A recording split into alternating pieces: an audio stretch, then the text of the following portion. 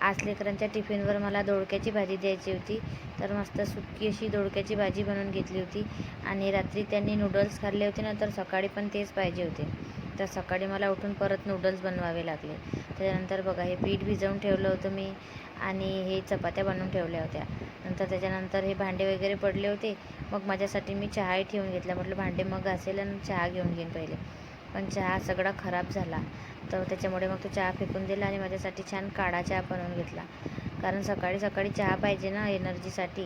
त्याच्यानंतर माझे खूप सारे भांडे पडले होते स्वयंपाकाचे आणि त्याच्यामध्ये माझा शौर्य मधात करत होता.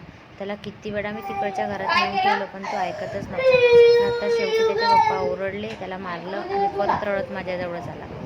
तर मग मला ते भांडे तसेच राहू द्यावे लागले आणि त्याला घेऊन पहिले शांत करावं लागलं. त्या लहान लेकरं म्हटले म्हणजे आपल्याला तसाच त्रास आहे, म्हणजे अर्धे कामं करायचे आणि अर्धे पडू द्यायचे आणि पहिले आपल्या लेकराला बघायचं. त्यानंतर त्याला शांत केलं, टी व्ही लावून दिली आणि नंतर माझे पटापट भांडे घासून घेतले. आणि लाईट गेल्यामध्ये मधातच मी ते व्हिडिओ थोडासा अंधारात आला, त्याच्यामुळे आता बघा लाईट आली तर मस्त दिसत आहे. त्याच्यानंतर मग ते दूध झालं होतं ना, ते पण सगळं खराब झालं होतं. त्याच्यामुळे मग ते गरम करून घेतलं, त्याच्यातलं पूर्ण ते पाणी आहे ते काढून घेतलं आणि जो छान घट्ट पनीरसारखं राहते ना, ते परत मी गॅसवर ठेवलं होतं गरम करायला. आणि जास्त भांडे असल्यामुळे ना माठ इकडे थोडासा साईडला सरकवून मग मला भांडे घासून तिथं ठेवावे लागतात.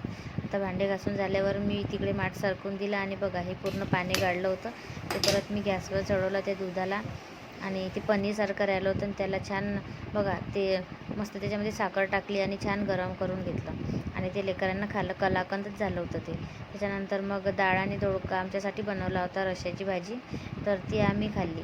मग नंतर जेवण वगैरे करून संध्याकाळच्या टायमाला मला शेपूची भाजी साफ करायची होती, कारण ती काल घेतली ना मी, तर साफ नाही केली, तर ती बघा थोडी खराब झाली होती. तर ती साफ करून घेतली. नंतर हे दळण आणलं होतं, तर हे ज्वारीचं पीठ मी या डब्यामध्ये भरून ठेवलं छोट्यावाल्या आणि बाकीचं पीठ आहे ते ठेवून दिलं होतं. नंतर संध्याकाळच्या टायमाला बघा छान मी शेपूची भाजी केली होती मुगाची डाळ टाकून. आणि मुगाची डाळ ना मी संध्याकाळीच भिजत ठेवली होती 15-20 मिनटं, म्हणजे कसं त्याच्यामध्ये मग जास्त वेळ लागत नाही, पाणी टाकायचं काम पडत नाही मग. आणि या भाजीसाठी ना मस्त हिरव्या मिरचीचा ठेचा बनवायचा आणि जिऱ्याचीच फोडणी द्यायची, छान हळद टाकायची आणि मस्त त्याच्यामध्ये होऊ द्यायचं तेलामध्ये.